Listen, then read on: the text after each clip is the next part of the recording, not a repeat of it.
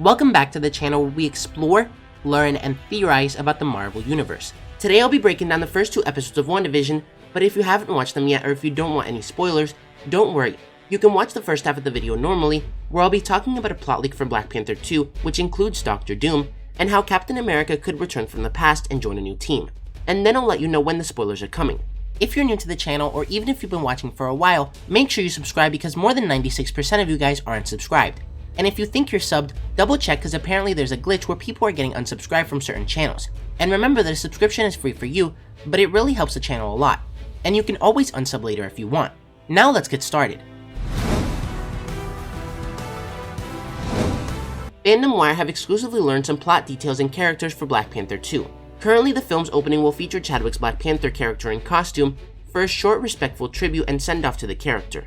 The specifics of that scene are still being decided on, but T'Challa will pass on. This will leave the state of Wakanda and the throne in disarray. We're told many characters will vie for the throne, but ultimately one will prevail. We've learned Shuri will become the next Black Panther. Then deep-sea Wakandan divers will uncover the lost city of Atlantis. Black Panther 2 will feature the War of Two Hidden Societies, Wakanda versus Atlantis, and this will prompt the MCU debut of fan-favorite character Namor the Sub-Mariner. We're told a big portion of the film will be underwater, which production was already preparing rigs and costumes for before Boseman's passing. But that water-heavy production plan has not changed, and none other than Doctor Doom is behind everything that's going on. Marvel's iconic Latverian villain Victor Von Doom has traditionally always been the main baddie against the Fantastic Four, even appearing in every live-action Fantastic Four movie to date. But sources tell us that Kevin Feige wants to mix things up for Doctor Doom's debut in the MCU. The Marvel Cinematic Universe intends to use Doctor Doom as his own character, outside of the Fantastic Four franchise. To start, he'll be appearing in a smaller role as the overall bad guy pulling the strings in Black Panther 2. We're also told Doom's appearance in Black Panther 2 will not just be as Victor, but in full Doctor Doom armor. To add some credence to our report, Charles Murphy had previously reported a rumor he heard that Doom would be the villain of the Black Panther sequel. The MCU's current plan is to build Doctor Doom as a new Thanos-level threat over numerous Marvel projects. Our sources did confirm that Victor Von Doom will eventually meet up with Reed Richards, Sue Storm, Johnny Storm, and Ben Grimm at some point in the future, but not anytime soon. And as Disney's Investors Day revealed, the MCU's Fantastic Four are coming in a live-action film to be directed by Spider-Man's MCU trilogy director Jon Watts. But with the MCU's Fantastic Four movie not arriving until after Black Panther 2 and Ant-Man Quantumania, which many are hoping will debut the Fantastic Four themselves, starting Doctor Doom in the Black Panther sequel could make sense. And comic readers know that Doctor Doom has played a big part in the Black Panther series as well. So this current plan by Kevin Feige could be a means to get to the popular Doomwar storyline in a future film or Disney Plus series. Moving on, Deadline announced yesterday that Chirs Evans was in talks with Marvel to return as Captain America in upcoming movies and Disney Plus shows. And shortly after they announced that, almost every other news outlet started announcing it as well. However, according to Chirs Evans himself, he hasn't heard anything about him returning as Captain America to the MCU. But as we've seen plenty of times before, and most recently with Tatiana Maslany who's playing She-Hulk, Marvel actors love to deny their involvement in the MCU. And according to Charles Murphy over at Murphy's Multiverse, Chirs Evans coming back as Captain America a few weeks after he broke the news about Marvel Studios developing a Nomad series isn't a coincidence. But what's even more interesting is that there could be a way for Captain America to return that would tie into Black Panther 2 as well. And thanks to Christopher Marc over at the Ronin News who put the pieces together. But in the comics there's a team called the Invaders, which is made up of Captain America, Bucky Barnes, Jim Hammond the original Human Torch, Thomas Raymond known as Toro the Torch's sidekick, and Namor the Sub-Mariner, who joined together as heroes opposing the forces of Nazism. And as I previously said, Namor the Sub-Mariner will most likely appear in Black Panther 2. So the way that Captain America could return is with the version that went back in time to live out his life with Peggy Carter. Just because he went back in time doesn't mean that he stopped being Captain America altogether. And some event in that timeline could lead to him becoming Nomad, returning to our timeline, and joining forces with Namor and the Invaders. And lastly, WandaVision came out yesterday, so if you haven't gotten a chance to watch it yet, then click off the video now, as I'll be breaking down the first 2 episodes and covering all the Easter eggs. So once again, there will be major spoilers ahead for the first 2 episodes of WandaVision. Once you remove the 10 minutes of end credits, which was the only bad part about the show, the first episode of WandaVision is about 22 minutes long, and the second one is 30. Now the first episode opens in a way that pays homage to Bewitched. Then Vision walks into the kitchen where Wanda is putting away the dishes, and she accidentally hits Vision in the head with a floating plate, causing it to break. She then says that he has an indestructible head, which is referring to how Thanos ripped the Mind Stone out of his head in Infinity War. We then get a clear view of what Vision's newspaper says, and it says Baby June's first word tickles mother. At first this might not look like much, but it actually connects to an evil version of Scarlet Witch introduced in the 2011 Osborn miniseries. June Covington was a university student turned genetically modified miracle who joined Norman Osborn's second incarnation of the Dark Avengers, going by a familiar alias, Scarlet Witch. But her official villain name is Toxie Doxie. and she actually already exists in the MCU.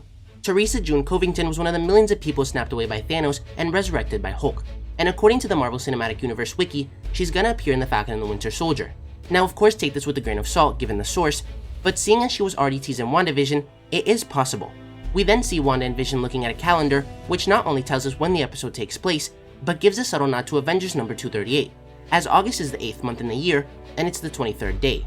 Anyway, in that comic, Vision was reactivated after an earlier adventure where he passed through a magical energy field deactivated him.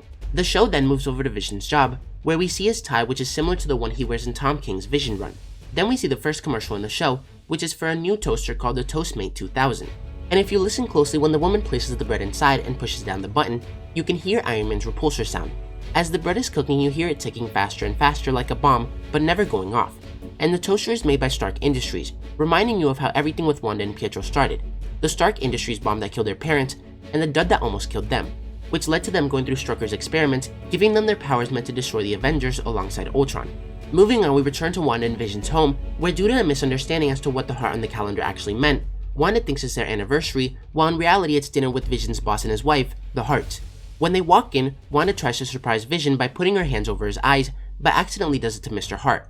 And Vision explains that it's a traditional Sokovian greeting, but this is actually similar to what Wanda did to the Avengers in Age of Ultron, where she put her hands on their heads and manipulated their minds. But by doing so to Mr. Hart, she could have subconsciously been manipulating his mind and blinding him from what's really going on.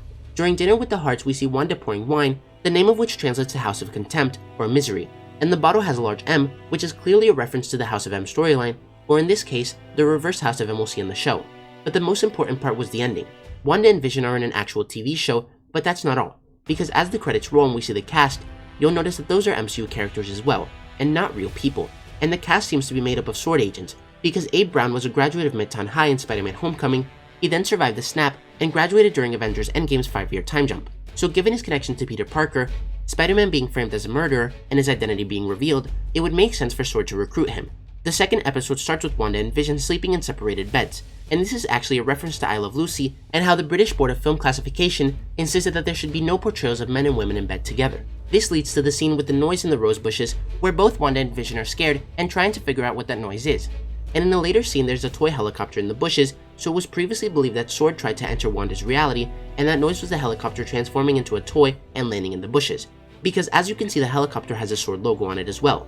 However, as it turns out, the noise was just a branch banging against the window, or so the show makes you think that's all it was, until Wanda and Agnes go to the planning committee meeting, where she meets Tiona Paris' character Geraldine, who as we of course know is Monica Rambeau, aka Spectrum, who was sent into Wanda's reality most likely via the helicopter. Near the end of the episode, we hear the noise again though, and when Wanda and Vision go outside to investigate, we see the man in the beekeeper outfit with the Sword logo come out of the manhole. But then Wanda rewinds the episode and it never happens. Instead, they transition to the next sitcom era where we finally see them in full color. Shortly after the bedroom scene though, we get an animated opening for the second episode, which actually has a ton of huge Easter eggs hidden throughout. First, according to Screen Rant, there's an intro sequence that evokes images of Galactus. However, I didn't really see that, so let me know if you saw what they're referring to. Then we see a heart form similar to how the Human Torch creates the Fantastic Four symbol. The last ones though are literally blink and you'll miss them, references to Tom King's Vision run. As Vision is getting ready to go to work, he wears slippers, which is something Vision does when trying to live a normal life in the comics. He also created a dog called Sparky, hence the bones. And you can also see the Grim Reaper's helmet, but he's not the only unexpected character that will appear in the show. As in the latest story featurette, we see pictures of Wonder Man in the background, and the character almost appeared in Guardians of the Galaxy Volume 2 as a small cameo, with Nathan Fillion in the role. So Marvel's wanted to introduce him for a long time, and it seems like they might have found the perfect place. During the second half of the animated opening when Wanda's in the grocery store, we see Bova Milk and Auntie A's kitty litter. Now Bova was actually Wanda's nursemaid in the comics, who was a real cow but was mutated by the High Evolutionary, similar to Rocket Raccoon in the Guardians of the Galaxy. And Auntie Agatha is what Franklin Richards, Mr. Fantastic and the Invisible Woman's son, called Agatha Harkness in the comics. And she also has a black cat called Ebony, hence the kitty litter. The show then transitions to a planning committee meeting where we see Wanda trying to fit in, but she gets on Dottie's bad side, and when she offers to fix it, Jimmy Woo begins to call her name through the radio, asking who's doing this to her. But if you listen closely to what Dottie says a couple minutes before we hear the voice on the radio, it gives us a hint at who the villain in the show could be. Dottie says the devil's in the details, Bev, and Agnes states that's not the only place he is. And it's been rumored for months that Mephisto will be the main villain in the show, possibly played by Evan Peters. And in the comics, Mephisto has a very deep connection to Scarlet Witch, her children Wiccan and Speed, who we know will appear in the show, Agnes's character Agatha Harkness, Doctor Strange and Spider-Man, who we know WandaVision will tie into, and even Doctor Doom, who like I said previously is rumored to make his MCU debut in Black Panther 2. But speaking about Wanda and Vision's kids, Wiccan and Speed, in the comics Wanda had altered reality to give herself and Vision twin sons, drawing on 2 fragments of the soul of Mephisto to do so without realizing it.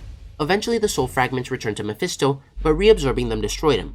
It was then theorized that the souls may have been reincarnated into Tommy Shepard and Billy Kaplan. So in the show we could see something similar to this take place, and maybe the reason why Mephisto keeps making certain things happen is so that Wiccan and Speed will be born, possibly allowing him to travel to Earth from the Hell Dimension or enter Wanda's reality. The second commercial is for a watch from the Strucker brand, and it has the Hydra logo on it. And like I said before, Strucker was the one that experimented on Wanda and Pietro, giving them their powers. And while we still don't know who the man and the woman in the commercials are, they could be Wanda's parents, which she revived like Vision. But let me know what you guys think about all this. Would you like to see Namor and Doctor Doom in Black Panther 2? What do you think of Chirs Evans returning as Nomad and joining the Invaders? What did you think of the first 2 episodes of WandaVision? And were you able to catch all these Easter eggs, or were there any that you saw that I missed? If you enjoyed the video, don't forget to like, comment, subscribe, and turn on post notifications so you'll never miss another video. Thanks for watching, and remember to wash your hands and stay safe.